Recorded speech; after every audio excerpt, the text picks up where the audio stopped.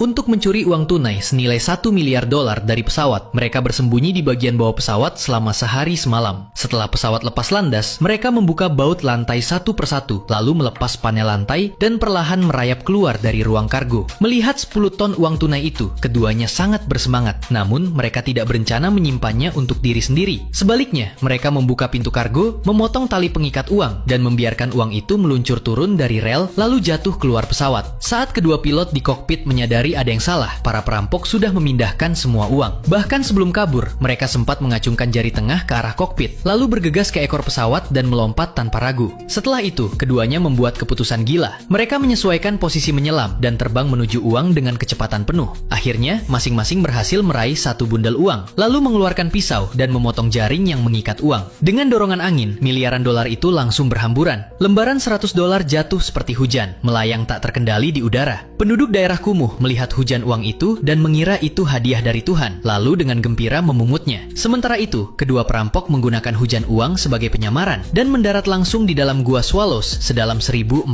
kaki di Meksiko. Saat polisi menemukan lokasi itu, mereka sudah lenyap tanpa jejak. Namun, aksi ala Robin Hood mereka tidak berhenti. Kali ini, mereka bahkan lebih nekat. Mereka mengendarai motor langsung ke pabrik pengolahan perhiasan di lantai 100, mencuri berlian senilai $2 miliar, lalu menabrak jendela, membuka parasut, dan sekali lagi lolos dari polisi. Akhirnya, mereka menebarkan berlian itu dari udara, membuat hujan berlian di atas daerah kumuh. Melihat dua kasus ini, petugas John curiga para kriminal itu adalah atlet ekstrim profesional. Mereka sedang mencoba menyelesaikan Ozaki 8, serangkaian tantangan dengan tingkat kesulitan luar biasa. Untuk menghormati alam, seorang pria bernama Ono Ozaki menciptakan tantangan ini. Ia sendiri tewas saat menjalani tantangan ketiga, namun para perampok ini tampak lebih terampil. Berdasarkan urutan 8 tantangan, mereka sudah menyelesaikan 4. John yakin mereka akan mencoba tantangan kelima, Life of Water, yaitu selancar ekstrim. Menurut ahli cuaca, dalam 2 hari akan terjadi gelombang pasang sekali dalam 10 tahun di pantai barat Prancis, yang bisa menciptakan ombak setinggi 200 kaki. Tempat yang sempurna untuk tantangan kelima. Untuk membuktikan teorinya, John menyamar dan tiba di laut itu. Benar saja, banyak peselancar berkumpul di sana. Saat ombak raksasa perlahan mendekat, orang-orang kembali ke kapal mereka, tapi satu orang justru melaju cepat menuju ombak raksasa. John menduga orang itu mungkin salah satu perampok, jadi ia naik papan selancar dan mengikuti di belakang dengan bantuan jet ski. Tak lama kemudian, keduanya menerjang ombak raksasa bersama. Awalnya, John masih bisa mengikuti kecepatan sang perampok dalam proses menangkap ombak. Ia tidak tertinggal, namun perlahan, stamina John mulai menurun drastis. Pada akhirnya, ia tidak mampu mengejar lagi dan tersapu ombak raksasa. Air laut menghantamnya hingga tak sadarkan diri, lalu ia tenggelam ke dasar laut.